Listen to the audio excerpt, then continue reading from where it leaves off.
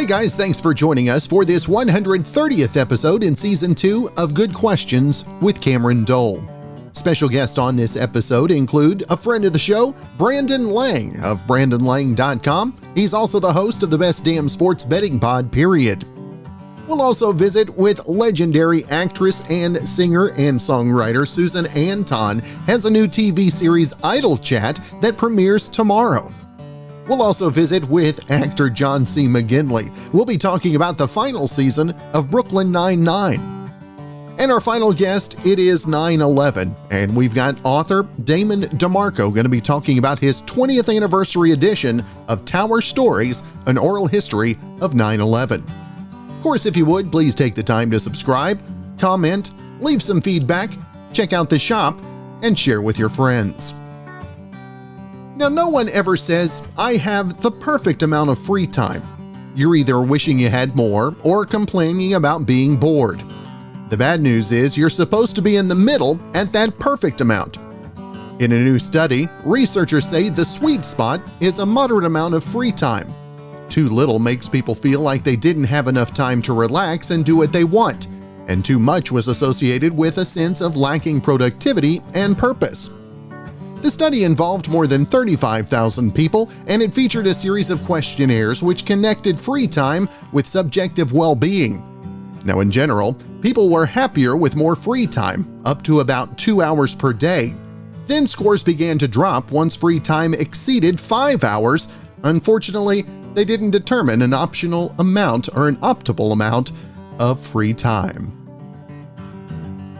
Always good to visit with our good friend Brandon Lang, of course, from BrandonLang.com, also the host of the Best Damn Sports Betting Pod, period. And Brandon, happy Friday to you, my friend.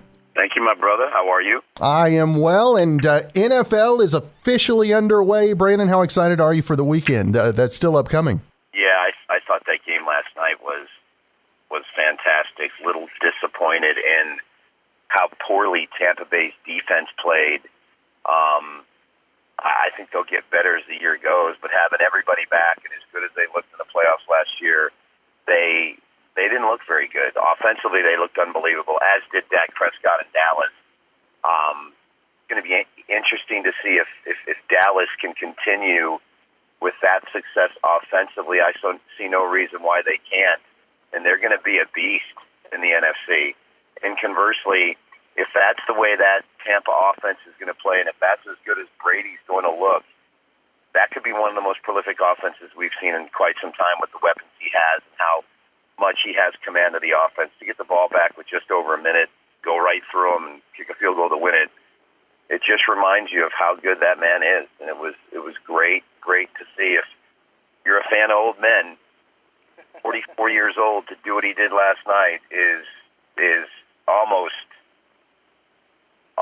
leaves you speechless. It really does. Now, how does that wet your whistle for the upcoming games on Sunday? What are some of the highlighted matchups you've got for the first week? Well, for me, breaking down the card, I think there's some trap games. I think, who is San Francisco to be laying more than a touchdown on the road against anybody? I don't see Detroit laying down. I like the experience of Jared Goff, and I think Detroit's a feisty dog. Conversely, I think when you break down the Tampa Bay-Dallas game last night, I think you're going to see something similar with Cleveland and Kansas City, where I don't think Kansas City defensively is going to be able to stop Cleveland much the way Tampa Bay couldn't stop Dallas. And so getting 6.5, 7 with a Cleveland team that covered 4 of their last 5 road games last year. They're 4-2 their last 6 as a dog. Andy Reid only covered 2 of his last 11 games a year ago and only 1 of his last 6 at Arrowhead. I think Cleveland plus the points is a great play. And then last but not least, rookie coach going on the road across the country, early game against Ron Rivera and that Washington football team. I like Washington's defense, and this one at home to make a statement. I like them plus the 1 over the Chargers. Obviously, we've got week 2 on the college slate as well. Any games of particular interest college-wise for you, Brandon? Let's start with Iowa State. That's the only one of two really ranked matchups. Oregon, Ohio State being the other, and I like Iowa in the game.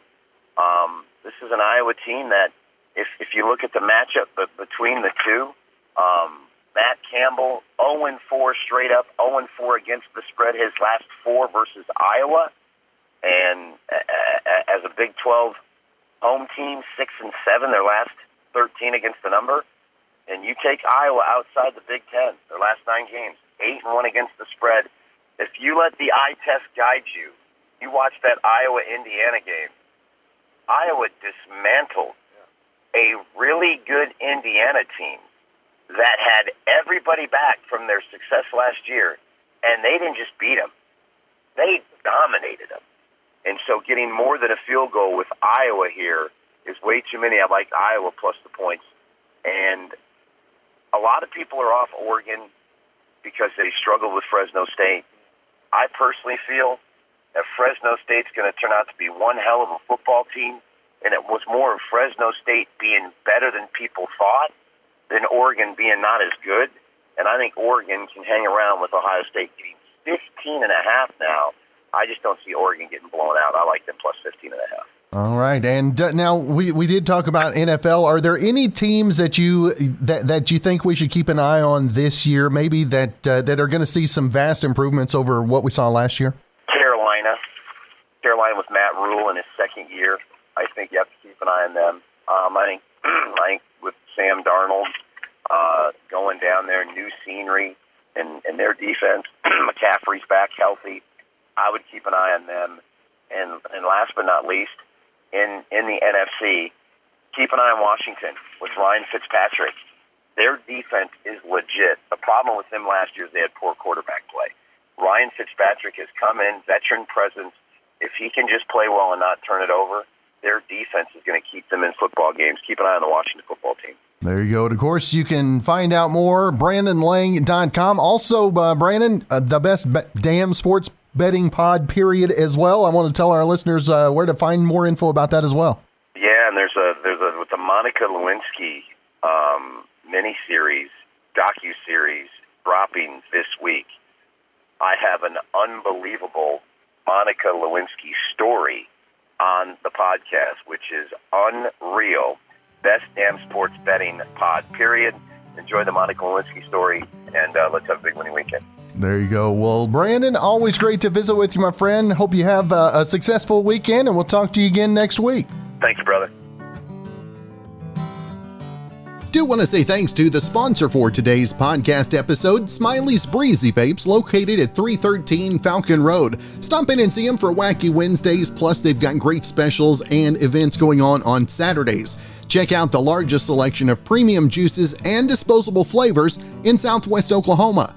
That's Smiley's Breezy Vapes, 313 Falcon Road in Altus. For more information, you can call or text at 580-471-VAPE.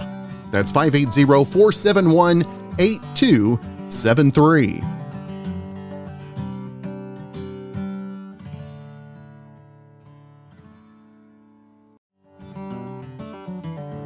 It's amazing how certain sounds can trigger old memories. A new poll found it happens to us about twice a week on average, and 1 in 10 people said every day. Now here are the top 10 sounds that can trigger a happy memory. Number 1, an old song you love, especially if you haven't heard it in a long time. Number 2, waves crashing on the beach. Number 3, birds chirping. Number 4, a crackling fireplace. Number 5, walking on fresh snow. Number 6, a waterfall. Number 7, a cat purring. Number 8, trees blowing in the wind. Number 9, the sound of rain. And number 10, leaves rustling, because it reminds us of fall. A few more from the top 20 include church bells, bees, thunder, kids having fun, and the radio playing in the background made the list at number 18. You know her from the stage, from the screen. Got a brand new show we're going to be talking about, Idle Chat, a talk show with international star and host Susan Anton with us today. And Susan, first off, thank you so much for your time. Thrilled to be with you, Cameron. Now, when did Idle Chat, when did the idea first present itself to you? And I mean, this has got to be so cool to be able to delve back into some memories, right? Well, totally. You know, it was so interesting because I got the call from my agent, and she said, there's this new show that they're putting together where they're going to reunite the cast of iconic television shows from the 50s, 60s, 70s, and so on. And they want me, you know, and they would love for you to host it. I said, oh, my God, I would love to host it because these are people that I either grew up with, like Leave It to Beaver, or I worked with, like the cast of The Love Boat, or people that I know, like the ladies of Knots Landing, and even the Pointer Sisters who I worked with.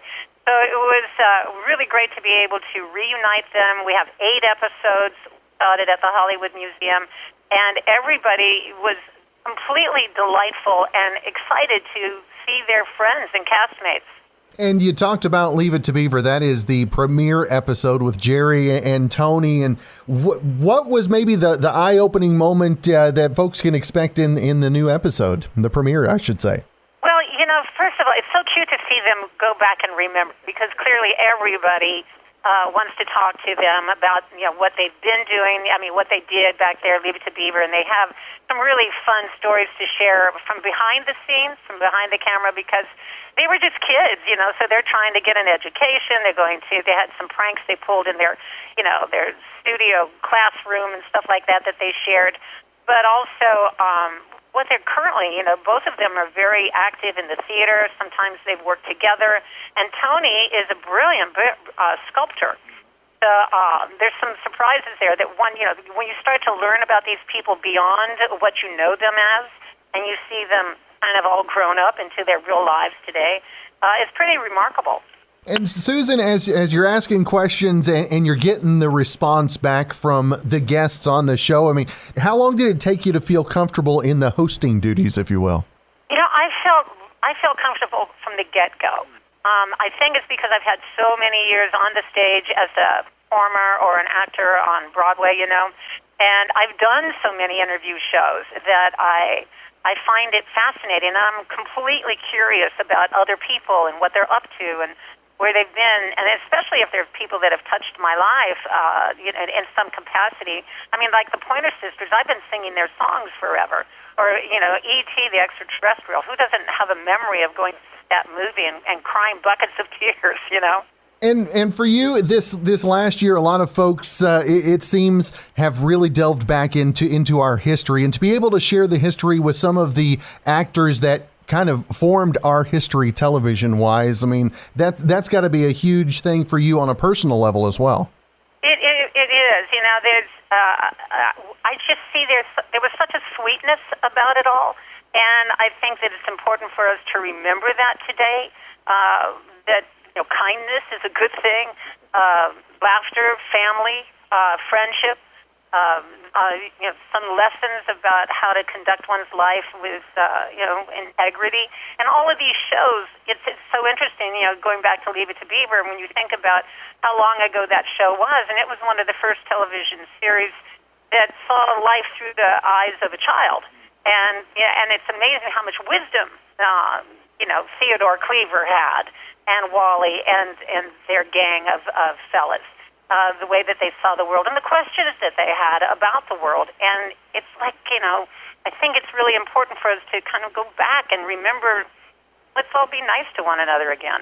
And Susan, what did you notice maybe as being a common thread in all of the different visits that you had of the actors that were in years gone by TV-wise? Well, Cameron, the thing that stood out to me was how genuinely each one of these casts or singing groups love one another.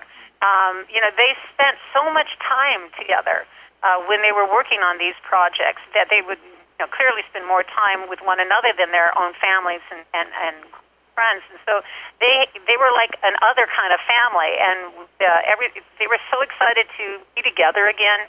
It was like no time had passed, like the ladies from Knots Landing. they immediately, pulled out their mirrors, checked their hair and makeup, and then, started to get into it. It was just really great to see how much they all genuinely love one another, like the cast of Love Boat. They love one another. And Susan, being in music and having such a vital part of your life as well, I love talking to musicians. And as we go through things in our lives, music tends to also kind of echo that back through the music in the coming years. How do you see music changing as a result of what we've all gone through this last year and a half, if you will? Oh, wow. What a great question. I tend to listen to some music that I grew up with more, or that was influential. I can't say that I'm all up on who's the latest and what it's about, but when I listened, like the music from the 60s or the 70s, and I hear the echoing of what was going on culturally for us at the time, like the Eagles, obviously the Beatles, and so on and so forth, the music had such depth and meaning. And I think that there's still some artists out there today that are putting out some really profound music that is commenting on the youth of today. If we really want to understand what the youth is going on, we need to listen to their music, because their issues are different from ours, but music is that bridge that lets people know that they're not alone. That is right. And again, the show Idle Chat premieres on the 12th. That's going to be on Real Good TV and also on the Family Channel. Susan, I want to make sure and let our listeners know where they can find not only more about the show, but everything you've got going social media-wise as well. Oh, thank you. They can just go to SusanAnton.com and try to keep everything, current on my site, and that's probably the easiest way to go. There you go. Well, Susan, thank you so much for your time. Looking forward to the new show, and hopefully we'll catch up again real soon. Thank you, Cameron. Have a great day. Do want to say thanks to the sponsor for today's podcast episode, Smiley's Breezy Vapes, located at 313 Falcon Road. Stop in and see them for Wacky Wednesdays, plus they've got great specials and events going on Saturdays. Check out the largest selection of premium juices and disposable flavors in Southwest Oklahoma. That's Smiley's Breezy Vapes, 313 Falcon Road in Altus. For more information, you can call or text at 580-471-VAPE. That's 580-471-8273.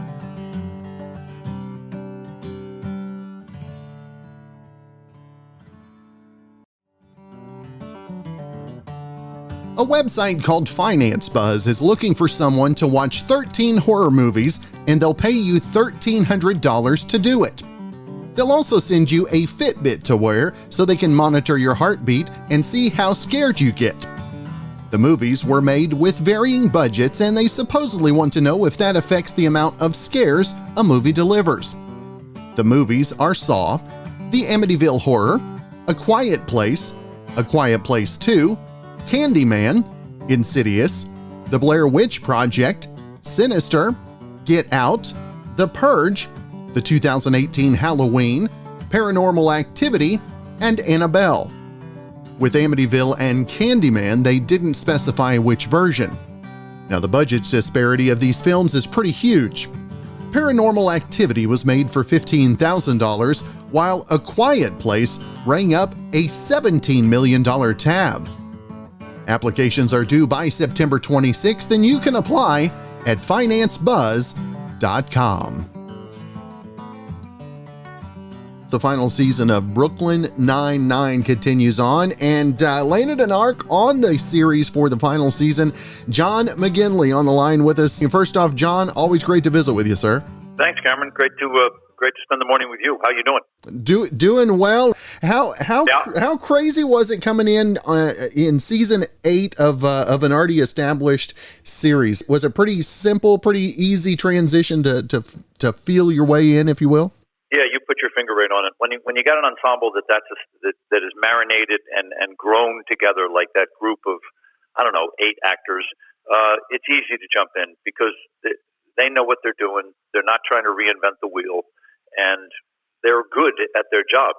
Some of them are great at their jobs. And when you get a chance to be invited into an ensemble like that, what happens is you don't have to work so hard. And so then you can get into what athletes and actors are always looking for. It's called a flow state. And a flow state for actors is when you're not worried about your lines anymore, you're not worried about the blocking, you're just grooving. And that's when you have a chance to make something happen in front of the lens. And that ensemble's largely in a flow state, that's easy to fit into, man. And the final season continuing up on NBC Thursdays, 8 Eastern, 7 local time. And John, if folks haven't seen the new episodes, tell our listeners just a little bit about your character and what to expect from the final season as well. So they sent me these 4 episodes in the middle of February at the height of the pandemic, and the character's name is Frank O'Sullivan, and he's the head of the Patrolmen's Union in the context of the show. And they drew him largely like Archie Bunker meeting Yosemite Sam. And nothing says like Archie Bunker meets Yosemite Sam. And so I thought it was great. Frank O'Sullivan's a Billy Joel fanatic, first and foremost. Even before his job, he still lives in his mother's house. He hosts an NHL podcast called Islanders Talk, and all he sees is the color blue. And so with those kind of attributes, the writers can have a blast with that, and they did. For you, on set, how much is actual true dialogue that's written out, and how much of it is actually just improv, if you will, along with the lines as well? I think you got to do it with TV, because there's no time, there's zero time, and you're working largely a 14-hour day, and everybody's trying to cram as much stuff into that 14 hours as possible, including 2 hours of COVID protocol. First thing in the morning. The last thing you can do is disregard the words on the page. And so I've always been loved to hew to the words on the page. And then after 3 or 4 takes, if you want to bring some of your flavor, you can. But the writers, all of whom wrote for the Lampoon at Harvard and have resumes blow the back of your head off, you want to say what they put on the page, because in something like Brooklyn Nine-Nine, it's really good. So it's in your best interest, and there may be plot points associated with it. So you're going to want to serve the page. When I teach actors all the time, I tell them you must serve the page. You can bring your flavor, but you got to serve the page. Now, John, this last year you talked about the COVID protocols. How much different does it look coming on set today, and how much do you think it's going to look different as things open completely, whenever that day comes as well? Well, we were 2 hours. If your call time was 6, you had to go get in that line over there and have your nose swabbed, and then go stand in that tent and wait for the results. And then you had to go spit in that cup and then go stand over in that tent and wait for your results. And then you were free to go to hair and makeup. But that was between 90 minutes and 2 hours. So if your call time was 6, you were in the makeup and hair chair by, 8. And that's a huge bite out of your day. And as a result, the page count, which is the amount of pages you're going to shoot, which is on the call sheet, the page count for a normal sitcom day is about 11 pages. And for our purposes, because it was compromised by 2 full hours, which is unheard of, the page count had to be reduced to about 5 pages, realistically, which was a godsend, because it doesn't mean the day is as ambitious as it normally would be. So even more pressure was taken off your shoulders. You're shooting 5 pages. You're definitely going to get the 5 pages. 11 pages is a mountain of work every day. But because of the different protocols, these guys shifted gears quite brilliantly and made it a 5 or 6 page day. So they made that's a realistic amount of work to get done when 2 hours is bitten right off the top because of the protocols. I don't know what it's going to look like going forward. Certainly for the immediate future, all those protocols are going to remain in place, obviously, with the Delta and whatever the next variant's going to be. But it's going to look like that for a while. That's right. Now, John, did you find, because of having to have the distance and all that in coming in, did it make it a little easier for you to spend that time to feel your way into the role, if you will? Well, I had 5 weeks between when I was sent these 4 episodes and when I got in front of the lens. And I can pretty much memorize the Manhattan directory if you give me 5 weeks. I'm used to you wanting me to do it this afternoon. And so the answer is yes. I was that was a luxury to have 5 weeks to get ready to do something. That's good stuff. And again, the new episodes air Thursday nights at 8 Eastern, 7 local time on NBC. It is the 8th and final season of Brooklyn Nine-Nine. And John, always want to make sure and let folks know where they can keep up with everything you've got going social media-wise as well, sir. It's just John C. McGinley on Twitter. I like to interact with my people over Twitter. It's been really great. I've enjoyed it a great deal. That's good. Well, John C. McGinley, always great to visit with you, sir. Appreciate you taking some time out of your schedule and looking forward to new episodes and catching up again real soon, sir. Thanks, Cameron. All the best. Do want to say thanks to the sponsor for today's podcast episode, Smiley's Breezy Vapes, located at 313 Falcon Road. Stop in and see them for Wacky Wednesdays, plus they've got great specials and events going on Saturdays. Check out the largest selection of premium juices and disposable flavors in Southwest Oklahoma. That's Smiley's Breezy Vapes, 313 Falcon Road in Altus. For more information, you can call or text at 580-471-VAPE. That's 580-471-8273.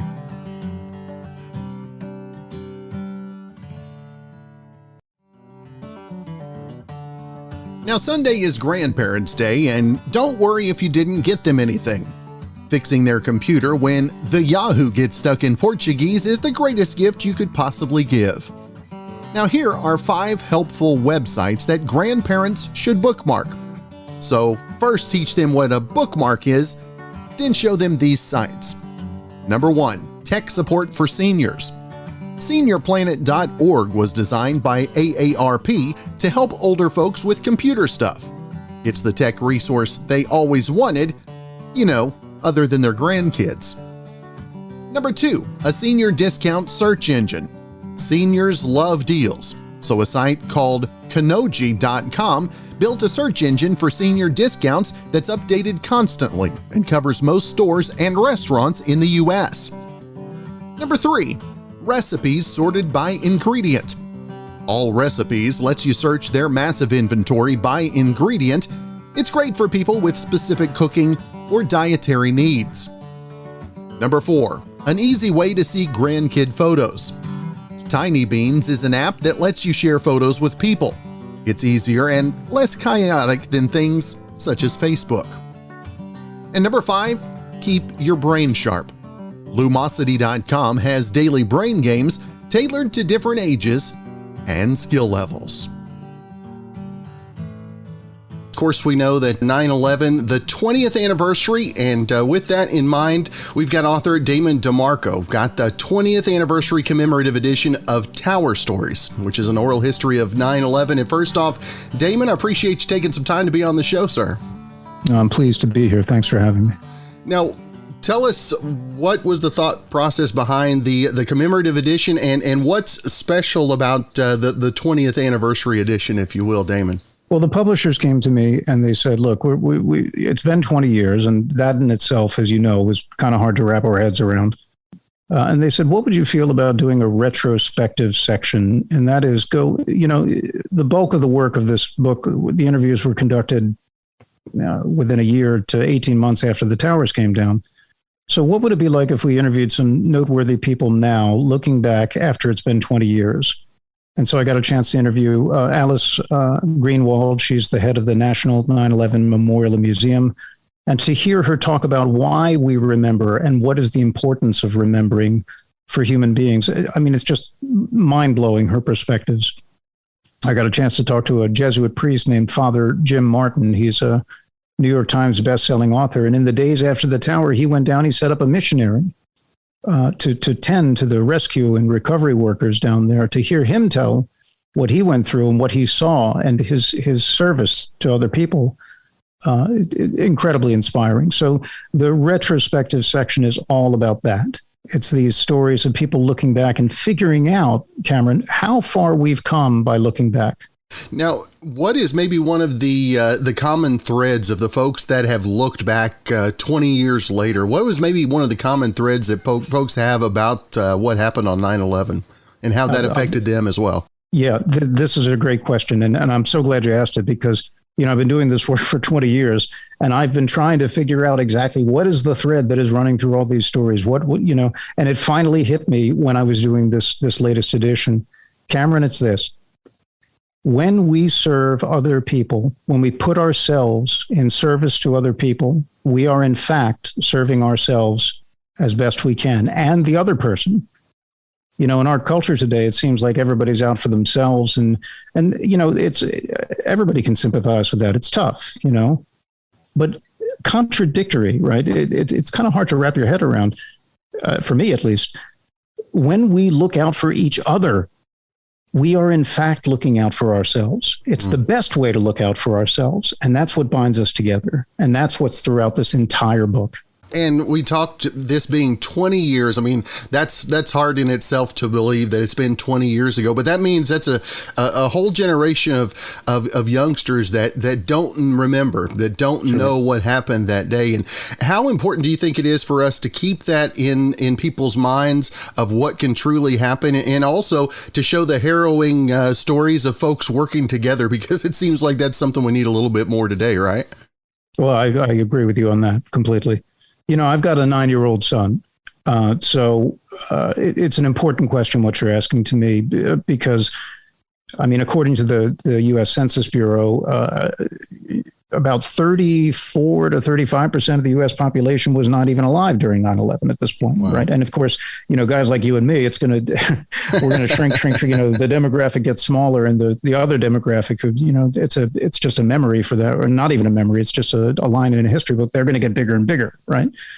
So, yeah, it's an important thing for me to be able to talk to my son, because he has a totally different perspective about it. He, when I talk to him, he says, "Oh, yeah, I saw the videos." And I'm like, well, there's a lot more going on than that. There were real people's lives involved in this, And so that's what I think we have to remember, is that history, as you and I know, it actually happened to real people. It's not just a myth. It's not just a story. This was people's lives, and it continues to be many people's lives. There are many people who are still affected by 9/11 today.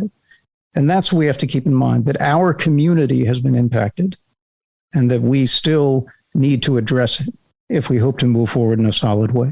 And I know this last couple years since the pandemic and COVID, the emotional toll that things take on folks has been highlighted again, and the emotion of 9/11. Damon, how hard is it for you to wrap that your mind around that, and also to share that in an authentic way from the interviews that you had?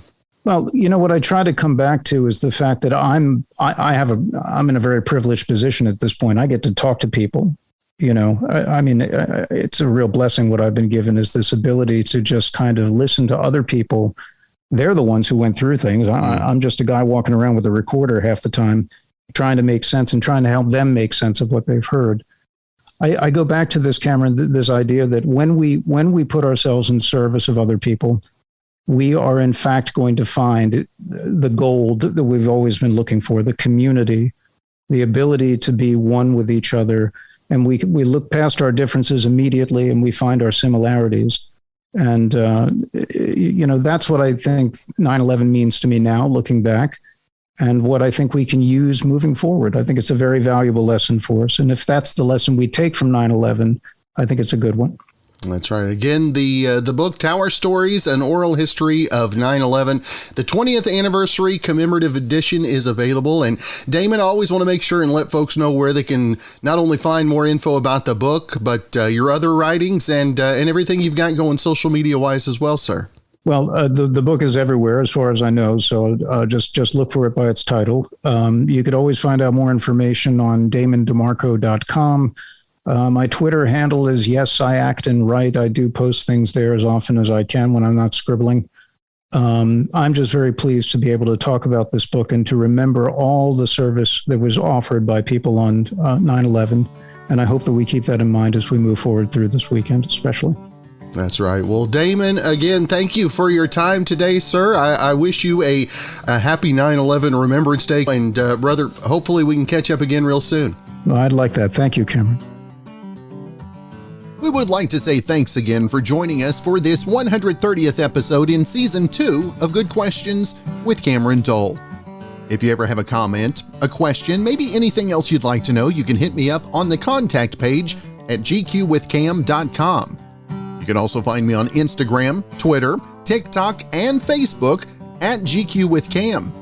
If you'd like to help out in the funding for this podcast, you can visit our merch store where we've got hoodies, shirts, stickers, tumblers, mugs, and much more. That's gqwithcam.com/shop. If you have a special guest idea, go ahead and email me, gqwithcam@gmail.com. Thanks to our friends over at Smiley's Breezy Vapes for sponsoring today's episode, and I do appreciate our good friend Brandon Allen for coming up with our theme music. And today is 9/11. Hope you take time to remember where you were at 9/11/2001, how that impacted you and those around you, and reach out and tell somebody that you love them today. It's never too late. Hope you guys have a great weekend. I'll be back with new episodes coming up next week.